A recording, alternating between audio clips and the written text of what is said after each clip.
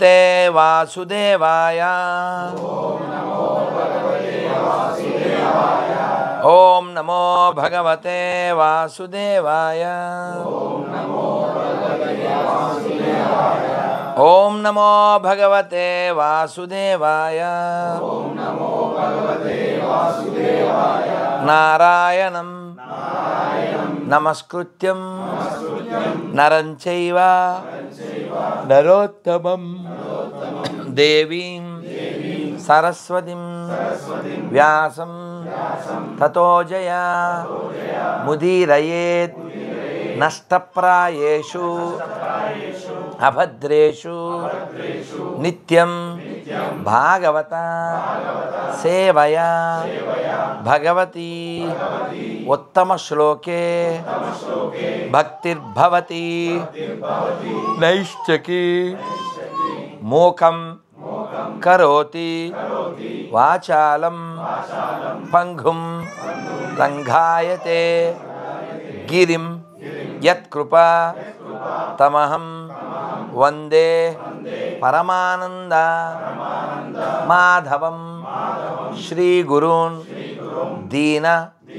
तारिणं श्री चैतन्य ईश्वरं कृष्णाय वासुदेवाय देवकी नंदनाय च नंदगोप कुमाराय गोविंदाय नमो नमः। नमः पंकजनाभाय नमः पंकजमालिने नमः पंकजनेत्राय नमस्ते पंकजांग्रये। हे कृष्ण करुणा सिंधो दीनबंधो जगत्पते गोपेश गोपिकाकांता राधाकांता नमोस्तुते तप्त कांचन गौरांगी राधे वृंदावनेश्वरी वृषभानु सुते देवी प्रणमामि हरिप्रिये वांछा कल्पा तरुभ्यश्च कृपा सिंधुभ्य एव च पतितानां पावनेभ्यो वैष्णवेभ्यो नमो नमः। जय श्री कृष्ण चैतन्य प्रभु नित्यानंद श्री अद्वैत गदाधर श्रीवासादि गौर भक्त वृंद अंदर रेणी చేతులు పైకి हरे कृष्णा कृष्ण कृष्ण हरे हरे हरे राम राम राम हरे हरे गोविंदा श्रील प्रभुपाद की చెప్పండి। నమా ఓం విష్ణుపాదాయ కృష్ణప్రేష్ఠాయ భూతలే శ్రీమతే భక్తి వేదాంత స్వామిన్ ఇతి నామినే నమస్తే సారస్వతే దేవే గౌరవాణి ప్రచారిణే నిర్విశేష शून्यवादी पाश्चात्य देश तारिणे। हे कृष्ण करुणा सिंधो दीनबंधो जगत्पते गोपेश गोपिकाकांता। हे कृष्ण करुणा सिंधो दीनबंधो जगत्पते गोपेश गोपिकाकांता राधाकांता नमोस्तुते तप्त कांचन गौरांगी राधे वृंदावनेश्वरी वृषभानु सुते देवी प्रणमामि हरिप्रिये హరే కృష్ణ హరే కృష్ణ కృష్ణ కృష్ణ హరే హరే హరే రామ హరే రామ రామ రామ హరే హరే. श्री श्री राधा गोविंद भगवान की, श्री श्री राधा मदन मोहन भगवान की, श्री श्री राधा गोपीनाथ भगवान की, ग्रंथराज श्रीमद् भागवतम की, हरिनाम संकीर्तन की, हरे कृष्ण महामंत्र की. गोविंदा గోవిందా. ఈరోజు చాలా మంచి రోజు, ఏకాదశి.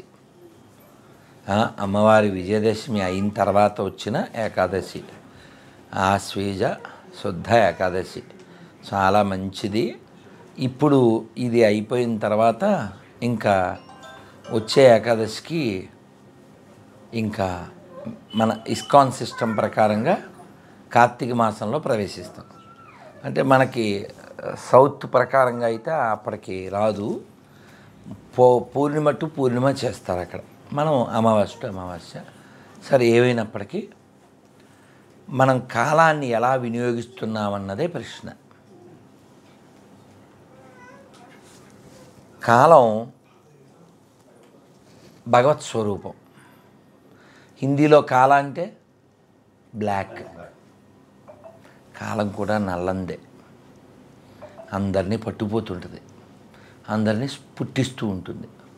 ఆ కాలంలో వచ్చి వెళ్ళిపోతూ ఉంటాం, కానీ ఉంటామని భ్రమిస్తూ ఉంటాం. ఆ అజ్ఞానం చేత ఏయ్ ఎవడరా నువ్వు అని అరుస్తూ ఉంటాం, కరుస్తూ ఉంటాం, తొడ చరుస్తూ ఉంటాం. కేవలం ఇవంతా చిత్తభ్రమ. ఈ భ్రమ చేత ఏవేవో ఆశలు, కోరికలు, లోపల ప్లానింగులు, ఇవంతా కృష్ణుడు 16వ అధ్యాయంలో 16వ అధ్యాయంలో దైవాసుర సంపత్ విభాగ యోగంలో చెప్తాడు. నాకు ఇప్పుడు ఇంత డబ్బు ఉంది, ఇంతమందిని నిర్జించాను, ఇంత సంపాదిస్తాను, ఇంతమందిని ఏమిటో ఇవన్నీ, ఈ పిచ్చి ఐడియాలన్నీ చెప్పించాడు కృష్ణుడు. ఇలా ఉంటారు రాక్షసులు, దేవతలు ఇలా ఉంటారు అని చెప్పాడు. సో మనం పాజిటివ్గా ఉండడానికే 100కి 100% ప్రయత్నం చేయాలి. ఎప్పుడు పెర్ఫెక్ట్ అవ్వడానికి ప్రయత్నం చేయాలి. ఎందుకంటే మనం పెర్ఫెక్ట్ అయినా అవ్వకపోయినా పెర్ఫెక్ట్ టైంకి వచ్చేస్తాడు. ఎవరా? ఎముడు వచ్చాక నువ్వు ఇంకా అప్పీలు ఏముండదుగా, యాపిల్ తోలే. నువ్వు చెప్పడానికి ఏమి ఉండదు కదా sir, 1 day sir, 5 days sir, అట్లా అనడానికి ఏముండదు కదా. సినిమాల్లో మనం చూస్తాం, కిందకి వెళ్ళి ఆ పని పూర్తి చేసుకురా అంటుంటాడు ఎముడు. నేను డైరెక్టర్ చెప్పాడు కాబట్టి ఇక మనం ఆల్రెడీ కింద నుంచి ఇంకా కిందకి వెళ్తాం. ఎముడితో ఇంకా అసలు మాట్లాడడానికి ఏముండదు. అసలు ఇంకో విషయం ఏంటంటే, సినిమాల్లో చూపించినట్టు ఎముడు అలా తేలిగ్గా కనపడ్డు నీకు. ఇప్పుడు మనం కొంచెం పదాలు వాడకూడదు. బేవర్స్ గాళ్ళకి ఎముడితో కనపడతాడు చెప్పని, భక్తులకు కనపడతాడు తెలుసా. భాగవతంలో యముడు చెప్తాడు నేను అని, మిగిలిన 11 మంది పేర్లు చెప్తాడు. మహాజనయేన గత పంధ అంటాడు. నాతో పాటు జనకుడు, మనువు, శివుడు, బ్రహ్మ, ప్రహ్లాదుడు, ఈ పెద్ద లిస్టు. మా 12 మందికి తెలుసు భగవంతుడి గురించి. అంటే నెక్స్ట్ ఏ అవతారం ఎత్తబోతున్నాడు, ఇలాంటివన్నీ కూడా వాళ్ళకి తెలుస్తాయి. ఆ 12 మంది చాలా గొప్పోళ్ళు. అంటే క్యాబినెట్ అనుకోండి, క్యాబినెట్ మినిస్టర్లు అట్లా. సో అంత గొప్ప యముడు ఎవడు పడితే ఆడికి ఎలా కనపడతాడు? క్యాబినెట్ మినిస్టర్ అంత ఈజీ దొరికేస్తాడా నీకు? కాదు కదా. కాబట్టి మనం యముడు, యమలోకం ఏదో సినిమాలు అలా చూసేవో సరదా అనుకుంటారేమో. భాగవతంలో స్పష్టంగా చెప్పారు, ఒక మనిషి చనిపోయేటప్పుడు 40,000 తేళ్ళు కుడితే ఎంత పెయిన్ ఉంటుంది? ఒక తేలు ఎవరినైనా కుట్టిందా? ఎక్స్పీరియన్స్డే 1 ఇంకా అంతేనా? అబ్బా 2 భలే నాన్న. ఇవాళ కుడితే ఎప్పటిదాకా ఉంటుంది పెయిన్? నిలబడి నేల మీదే కుట్టాక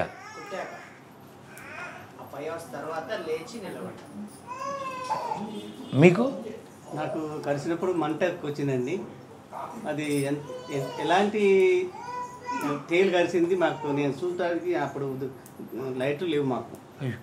పొలాల్లో కాదండి, ఇంట్లో నైట్ కలిసింది. మామూలు దీపం ఉండే, చిన్న దీపం. చిన్నప్పుడే చిన్నప్పట్లో తేలు కలిస్తే ఎంత మంట మండిందో అసలు భరించలేదు. మంట అనుభవించడం అంటే మా నాట జోక్. ఏడ్చడం కూడా ఏడవకుండా ఎట్లుంటుంది సార్? మనం మనుషులం సార్, మనం బండరాలమా? చెప్పండి సార్. మా నాన్నగారు వచ్చి అంత చీకట్లో దీపం పట్టుకొని తొయలను దొరికించుకొని చంపేసి కాల్తని. మీ నాన్న పేరు చెప్పండి సార్. ముత్తయ్య గారు. మగాడే సార్. మీ నాన్నగారు ఇప్పుడు కనపడతారా? అందుకని మీకు మీ నాన్న తరపున మీకు అమ్మ ముత్తయ్య అంటే ముత్యం అని అర్థం. అదేందా ముత్యం. సో నేను కళ్ళతో 92లో మన సంఘ్ ప్రథమ వరుసలో వెంకటరత్నం అని అంతా మేము చిన్నోళ్ళం, 16-17 ఏళ్ళు కదా. క్యాంపు, పెద్ద స్కూల్లో ఏర్పాట్లు చేస్తున్నారు. అన్నీ సెట్ చేయాలి కదా, బాత్రూములు అంతా సెట్ చేయడమే. కరిచేసింది వాడికి పాపం. చిన్నోడు ఏవో సర్దుతున్నాడు, గిటకలో తలుపులో గిలుపులో అంత కరిచేసింది. అక్కడ వైద్య విభాగం ఉంటుంది కదా, ఆ రూమ్లో పెట్టారు. పెడితే మీరు నమ్మండి అంటూనే ఉన్నాడు పాపం. మరి ఒక్క తేలుకి ఇంత సినిమా మాట్లాడితే మనం 40,000 తేళ్ళు కుట్టిన బాధ ఉంటుంది. అంత బాధ ఎందుకు పెడతారు అంటే, నీకు చాలా ఇక్కడ బంధనాలు ఉన్నాయి కదా. నీకు గ్లాసుతో బంధం, మంచంతో బంధం, మనుషులతో బంధం, మనీతో బంధం. నీకు ఎన్ని లింకులు రా బాబు. ఈ లింకులన్నీ కట్ చేయాల. అది ఎలా కట్ అవుద్ది? నీవు భరించలేని బాధను నువ్వు పడితే ఆ బాధ దెబ్బకి మొత్తం ఇక్కడున్న అన్నీ కట్ అయిపోతాయి. కేవలం పెయినే ఉంటుంది తప్ప నీకు ఇంకేం ఉండదు. అప్పుడు ఈ జీవుడిని లాగేస్తారు. ఇంకోటి ఏంటండి, వీడు ఆల్రెడీ ఫిక్స్ అయిపోయి ఉన్నాడు. ఏమని? ఇది నేనే ఈ సాంగ్ కదా ఎప్పుడు చేసేది. అందువల్ల దీనికి అటాచ్ అయిపోయి ఉంటాడు. బయట రమ్మంటే వస్తాడా? సార్ వెళ్దాం సార్ అంటే వస్తాడా? రాడుగా. ఎందుకు రావాలి? బాగానే ఉందిగా, ఏసీ ఉంది, బాగానే ఉంది అంటుంటాడు. అందుకని గౌరవంగా పిలిచినా వాడు రాడు. అందుకని ఇంక లాక్కెళ్తారు. ఆ లాక్కెళ్తేప్పుడు వీడికి ఇష్టం ఉండదు. వీడంటే జీవుడు, ఆ ఇష్టం లేక వాడు రావడానికి ఇష్టపడ్డు. అప్పుడు బలవంతంగా లాగితే ఆ పెయిన్ అట్లుంటుంది. సరే, చావు అయితే కన్ఫర్ము. ఈ సావు వచ్చినప్పుడు ఎలా ఉంటే వాడు మగాడంటే ధీరుడుగా ఉండాలంటాడు కృష్ణుడు 2వ అధ్యాయంలో 13. ఒకసారి చెప్పేయండి. దేహినోస్మిన్ యదా దేహే కౌమారం యవ్వనం జరా తథా దేహాంతర ప్రాప్తి ధీర స్తత్ర నముహ్యతి. అంటే ఏమిటండి? బివిల్డ్ నా అంటే నాట్. Who is not bewildered by such a change is called dheera. ఏంటి ఆ చేంజ్? ఇదే చావు అనే మార్పుకి ఎవడైతే ఫీల్ అవ్వడో, రియాక్ట్ అవ్వడో, ఓకే ఇట్స్ ఓకే అని దాన్ని రిసీవ్ చేసుకుంటాడో వాడు ధీరుడు. మనం రిసీవ్ చేసుకోండి. మనం బాల్యాన్ని పుట్టాము, బాల్యము, తర్వాత యవ్వనం వచ్చింది. ఆ యవ్వనం వస్తేనేమో రకరకాల డ్రెస్సులు, పౌడర్లు, సెంట్లు, గొడవ, గోడ్చి, ఓకే ఇట్స్ కామన్. కొంచెం 40 దాటిన తర్వాత ఇక తెల్లగా అయింది అనుకుంటాడు. గోద్రేజ్ ఉండగా ఎవ్రీడే పండగ పోతాడు. పాస్ యాక్సెప్ట్ చేసాడు కదా, ఈవెన్ సర్దుకున్నాడుగా. ఏ సినిమాలో చెప్పినట్టు ఇంకేం చేస్తాం, అడ్జస్ట్ అవుదామని అడ్జస్ట్ అయిపోతాడు.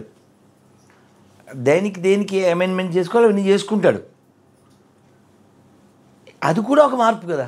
ఏది నువ్వు ఫస్ట్ మార్పు యాక్సెప్ట్ చేసావు, 2 యాక్సెప్ట్, 3 ఆ చివరి దాన్ని యాక్సెప్ట్ చేయలేవు.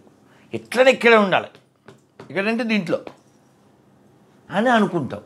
అది వద్దు అంటాడు కృష్ణుడు. ఎందుకంటే విచ్ ఈజ్ నాట్ పాసిబుల్. దాన్నే భగవద్గీతలో మళ్ళీ చెప్తాడు, మనం విన్నాం. ఒక వస్త్రం, అదేంటి ఆ శ్లోకం మనం బాగా ఫేమస్, 2వ అధ్యాయంలోనే వస్తుంది. చెప్పనా? ఎప్పుడైనా మనకి భాష తెలిస్తే లాభం అదే. చివికిన వస్త్రం ఎలా చెప్పాలి సంస్కృతంలో? వాసాంసి జీర్ణాని యథా విహాయ నవాని గుహ్నాతి నరోపరాని. ఒక చిరిగిన వస్త్రం విడిచి మనుజుడు నూతన వస్త్రం ఏ విధంగా ధరిస్తాడో అలా జీవుడు ఈ పాత దేహాన్ని వదిలి కొత్త దేహాన్ని స్వీకరిస్తాడు. ఇది నిరంతరం ప్రక్రియ. మనమేదో ఒక ఊళ్ళో పుట్టి, ఒక ఇంట్లో పుట్టి, ఓ స్కెచ్ చేసి, బొచ్చుడు అన్ని ఆలోచనలు చేసి, అయితే ఒకలాగా అవ్వకపోతే ఒకలాగా ఎంత అప్ అండ్ డౌన్ ఎన్ని అయిపోతాము. అందుకని ఇదంతా జరగడం కేవలం మీరు ఘంటసాల విన్నారు కదా, జంత్రగాడు బొమ్మలను ఆడించే రీతిలో నేను జీవులను ఆడిస్తూ ఉంటానంటాడు. మనం సినిమాలో ఏదన్నా చూసి అదంతా యాక్షను అయినా మనం ఏడుస్తాం కదా. ఇప్పుడు నేను ఎవరింటికో వెళ్ళాను, ఆ చిన్ని పాప, దానికి 7-8 ఏళ్ళు ఉండొచ్చు, 10 ఏళ్ళలో, అది ఏడుస్తుంది. నాకెవరన్నా ఏడిస్తే, సినిమాలో ఏడిస్తే కూడా నాకు ఏడిపోద్ది, సినిమా అబద్ధం కదా. సో నేను వాళ్ళ ఇంటికి ఏడుస్తా, అయ్యో పాపమండి ఏడుస్తుందండి అన్న వాళ్ళ తాతతో. అప్పుడు నాకు ఒక గొప్ప జీవిత సత్యం తెలిసింది. ఏంటి? ఏదైనా పెంచిన వాళ్ళకి తెలుస్తుందిగా. చూసారా స్వామీజీ, ఒక్క చొక్క నీళ్ళు రావట్లే, దొంగ ఏడుపు అన్న. ఓహో, నాకు ఏడిపే తెలుసు, దొంగ ఏడుపు కూడా ఉంటుంది పిల్లలు. అది వాళ్ళ పిల్లల డిమాండ్స్ ఏవో ఉంటాయి, ఓహో అని అనుకున్నాను. సో మనం సినిమాలో ఒకేలా కొందరు మన సినిమా కూడా ఎమోషన్ ఎక్కువ ఏడ్చేసాం అనుకోండి, ఆ భర్త ఎవరైనా ఉండి ఊరుకో ఏం చెప్తుండే, సినిమాయే నిజం కాదు చెప్తున్నానా, ఊరుకో నువ్వు అని ఆ భర్త ఎవరు ఊరుకోబెడతారు. అది నిజం కాదు అని వాళ్ళకి చెప్తారు. అలా ఇది కూడా నిజం కాదు, ఇది కేవలం ఒక పాత్ర. రంగస్థలం సినిమా చూసి ఉంటారు, అవునా? రంగస్థలం అంటే ఏంటండి? స్టేజు. ఈ ప్రపంచం అంతా రంగస్థలం. ఇగో మనం అంతా పప్పెట్స్, అంతా బొమ్మలం. ఆడిచ్చేవాడు పైన ఇలా అంటే ఇలా ఉంటుంది, ఇలా అంటే ఇలా ఉంటుంది. ఆడిచ్చేవాడు నేను అని చెప్తున్నాడు. మనమేమనుకుంటున్నాం, నేనే డైరెక్టర్ అనుకుంటున్నాం, నేనే నిర్మాత. నువ్వు ఎట్లా అయ్యావు? మీ హైట్ మీరే డిసైడ్ చేశారా? నీ కలర్ నువ్వే వేసుకున్నావా? రానా ఎందుకు అంత పొడుగు ఉండాలా? వాళ్ళ నాన్న కూడా లేడుగా. ఎవరి డిజైన్ వాడిది, వాడి కర్మను బట్టి వేస్తాడు. మనం కొంచెం పరిశీలన చేయాలి. 2 పనులు ఎప్పుడు మర్చిపోకండి నాన్న, పరిశీలిస్తూ ఉండండి, లోపల బయట కూడా. ఈ జగత్ శాశ్వతం. చెప్పండి, యదృశ్యం తన్నశ్యం, యదృశ్యం తన్నశ్యం. ఈ పువ్వులు ఇప్పుడు వేసుకున్నామండి, మీరు రేపు రాత్రి వేస్తే ఫ్రిడ్జ్లో పెట్టకుండా, ఫ్రిడ్జ్లో పెడితే పర్లే, ఫ్రిడ్జ్లో పెట్టుకుంటే రేపు రాత్రి ఇస్తే వెయ్యరు కూడా. ఎందుకంటే ఆ పాటికి ఇవి వాడిపోయి ఉంటాయి. వారం తర్వాత అయితే కంపుకొట్టేస్తాయి, వేసుకోం. ఇప్పుడు పువ్వులు గౌరవాన్ని నువ్వే చిచి అంటావు. దీంట్లో లైఫ్ వెళ్ళిపోయింది, తొందర తీసుకెళ్ళండి అంటాడు. సార్ ఇంకా అయిపోయింది సార్, బయట పెట్టేయండి అంటాడు. వాడి ఇంటి ఓనరాడు ఆ ఇల్లు అడిగట్టించాడు. ఆ ఇంటి గోడ మీద మచ్చబడితే చొక్కా ఎలా ఎత్తి తుడిచాడు. వాడి ఇంట్లో వాడు ఉండకూడదు, చెవులు చెప్తారు. వాడిని చాపతో తీసిపోతుంటారు. మనం గమనించవచ్చు, సాగంటి గారు కూడా సెటర్లు వేస్తారు తెలుసా. అది సీరియస్ కాదు, ఆయన సెటర్లు వేస్తారు. ఐసీయూలో పెట్టారు వాడిని. ఆయన సెటర్ సీరియస్గా వేస్తాడు, నవ్వడం మనకి నవ్వు వస్తుంది. ఐసీయూలో పెట్టారు, అందరూ అద్దంలోంచి చూస్తుంటారు. వాడు ఎవరు మాట్లాడడానికి కుదరదు, అద్దంలోంచి చూస్తుంటారు. వాడికి తెలియదేంటి, అంతకుముందు వాడు చూడలేదే ఏంటి అంటారు. అమ్మ చాగంటి గారు అనుకున్నాను. వాడికి తెలియదా, అంతకుముందు వాడు కూడా అద్దాల్లో చూశాడుగా, ఇప్పుడు ఆయన చూడడానికి వచ్చాడు అంటే వాడికి అర్థమైపోదా, అద్దం బదలైపోదా? వాడికి తెలుసు సినిమా ఏదో అవుతుందని. ఆ వేసినప్పుడే బెంగ వస్తుంది, బెంగ లోపల డల్లగా అయిపోతుంది. ఇంకా నేను వెళ్ళిపోతానే, వదిలేసి వెళ్ళిపోతానే, ఈ మేడ, కారు, భార్య, పిల్లలు, దీనంతటినీ ఇప్పుడు నేనేం చెప్పానో వీటినన్నిటినీ భాగవతంలో ఓ స్టోరీలో చెప్పారు. అలిగేరి స్టోరీ అంటారు. అంటే ఊహాత్మకం, చాలా బాగుంటుంది. కొంచెం బ్రెయిన్ పెట్టి చెప్పాలి. ఎన్నిసార్లు విన్నామో అయినా ఇంకా అది రిజిస్టర్ అవ్వలేదు. అది యాక్చువల్ భాగవతంలో అన్నీ నిజం స్టోరీలు, ఇదొక్కటే ఊహ. ఇది నారదుడు, అది మొత్తం కొంచెం చెప్తాను మీకు. ఒక వ్యక్తి ఉన్నాడు. ఆ వ్యక్తి ఒక ఆవిడని పెళ్లి చేసుకున్నాడు. ఒక నగరం ఉంది, ఆ నగరానికి 5 తల్ల పాము కాపలా ఉంది. ఇలా చాలా పెద్ద స్టోరీ. ఇది దేని గురించి? నగరం అంటే శరీరం, 5 తల్ల పాము అంటే మన పంచేంద్రియాలు. అలా భలే చెప్తారు. అది చాలా. ఇంతకీ అతని పేరు పురంజనుడు. ఆయనకి భార్య అంటే చాలా ఇష్టం. ఆ భార్యని తలుచుకుని చచ్చిపోతాడు. తర్వాత ఈ బికమే పురంజని, పురంజనుడు టర్న్ యాజ్ పురంజని. ఎందువల్ల? భార్య మీద ప్రేమ. సో ఇది భలే ఎక్స్ప్లెయిన్ చేస్తారు. సో ఇంతకీ చెప్పొచ్చేది ఏమిటంటే, మనం అందరం భ్రమలో బతకూడదు, బ్రహ్మంలో బతకాలి. అంటే లోపల ఆనందంగా ఉండాలి. ఏ స్థితిలో కూడా లోపల కదలకూడదు. చెప్పినంత ఈజీ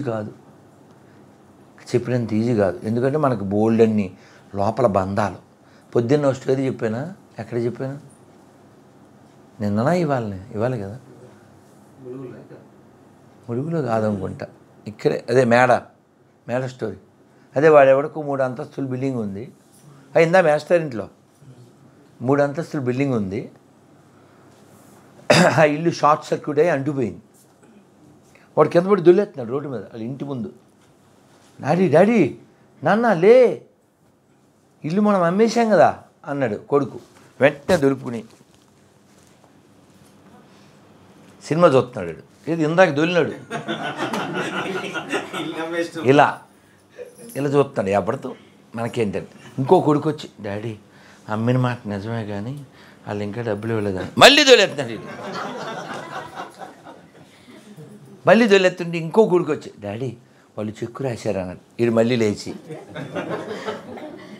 ఎలా చూస్తున్నాడు. మళ్ళీ ఇంకో కొడుకు వచ్చి, డాడీ ఇంకా చెక్కు బౌన్స్ అయింది అన్నాడు. మళ్ళీ దొలేస్తున్నాడు. మీరు గమనించండి, వీడు దొల్లకుండా ఉండటానికి రీజన్ ఏంటండి అసలు? అది అనుకున్నప్పుడు దొలేశాడు, మందగా అదిగా అనుకున్నప్పుడు దొరకట్లే. ఇప్పుడు ప్రాబ్లం ఆ బిల్డింగ్తో లేదు, ఇది ఫీలింగ్తో ఉంది. ప్రాబ్లం ఫీలింగే. రావణాసురుడికి ఎంతమందో స్త్రీలు వశమైపోయారు. మీరు శ్రీభాష్యం అప్పలాచాలు వారిని కొట్టండి, ఎలా చెప్తారంటే, ఇప్పుడు ఆ ఏకాంక్షను మనం గడ్డం పట్టు బతిమాలతామే, అలా చెప్తారు, నెమ్మదిగా చెప్తారు. అసలు మనం తాతగారు ఒళ్ళో మనవడిలా ఫీల్ అయిపోతాం.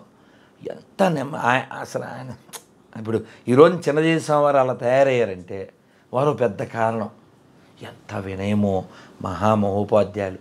చాగంటి గారు తయారవడానికి కారణం వారు, ఇన్స్పిరేషను. ఆయన చెప్తారనమాట, చాలామంది ఎత్తుకొచ్చాడు, వాళ్ళందరూ ఇంకా అతనితో ఇంకేం చేస్తాం అని అడ్జస్ట్ అయిపోయి అలవాటు అయిపోయి అలా బతికేస్తున్నారు. మన హనుమ చూడ్డానికి వెళ్ళాడు, వాళ్ళందరూ రకరకాలు బట్టలు లేకుండా, కొందరు సగం బట్టలు, కొందరు మందు కొట్టేసి, కొందరు రకరకాలుగా ఉన్నారు.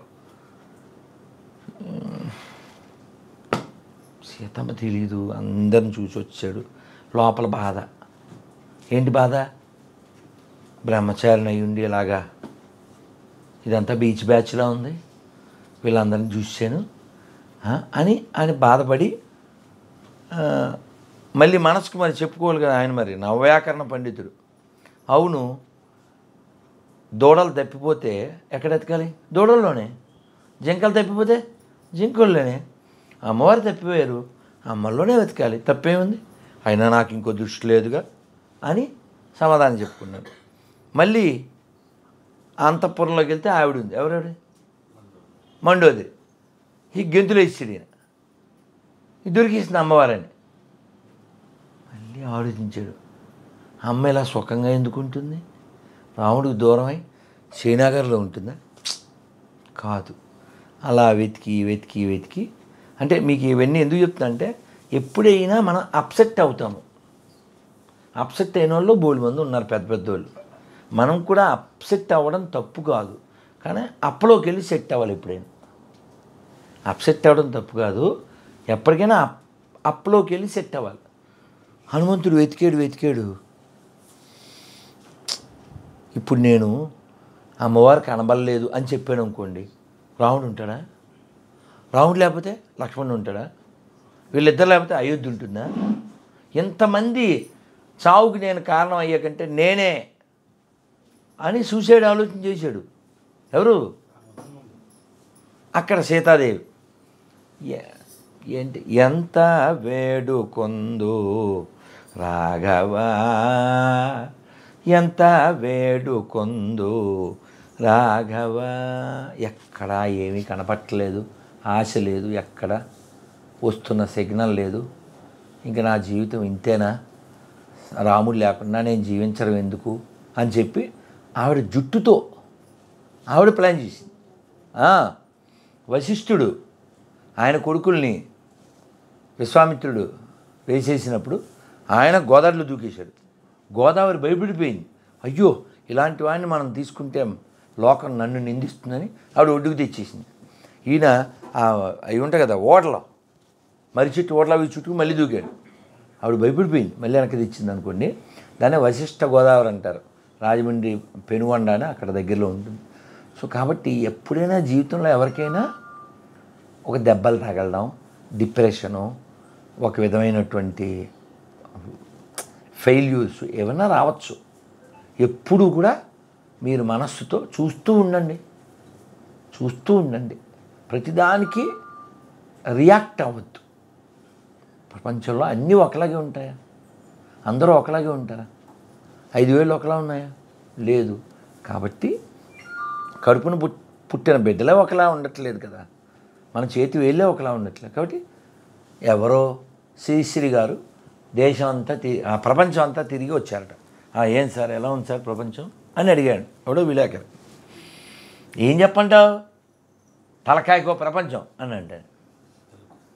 అదే కదా, తలకాయకో ప్రపంచమే కదా. ఋషయశ్చ భిన్నాః మతయశ్చ భిన్నాః, రకరకాలు. నేను ఇందాక మీరు రెడ్డికి కథ చెప్దాం అనుకున్నా. కాసేపట్లో నాగార్జున గడ్డి సెల్ ఏదో చేస్తున్నాడు, పక్కన పెట్టే. సో ఒక అబ్బాయి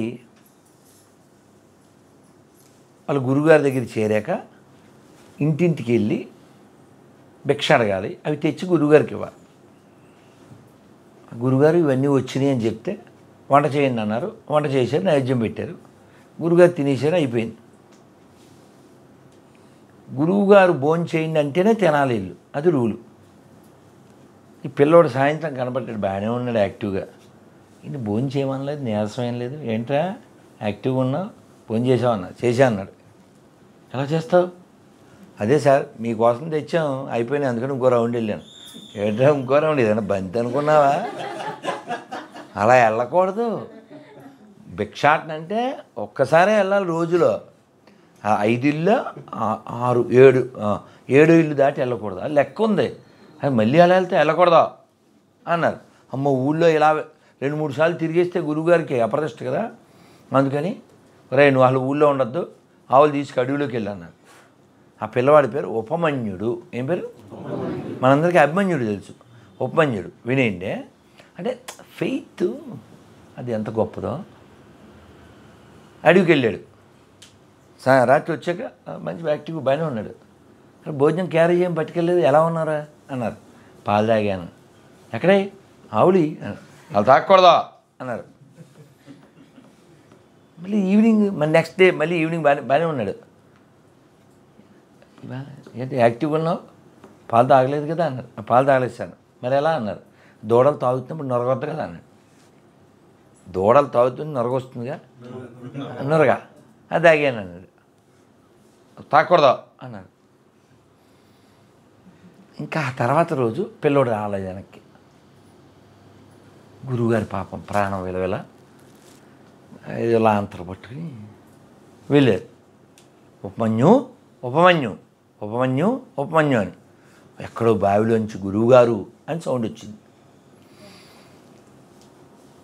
నాయన ఏమైందిరా అన్నారు. గురువుగారు ఆకలి తట్టుకోలేక ఏవో పిచ్చికాయలు తినేశాను, కళ్ళు పోయినాయి గురువుగారు అన్నాడు. అయ్యో నాయన నీకు ఎక్కువ పరీక్షలు పెట్టానే అని వెంటనే ఆయన అశ్విని దేవతలారా అని ప్రార్థన చేశారు. ఆయన తోపు కదా, వచ్చేసారు. వాడికి కళ్ళు తెప్పించాను అన్నాడు.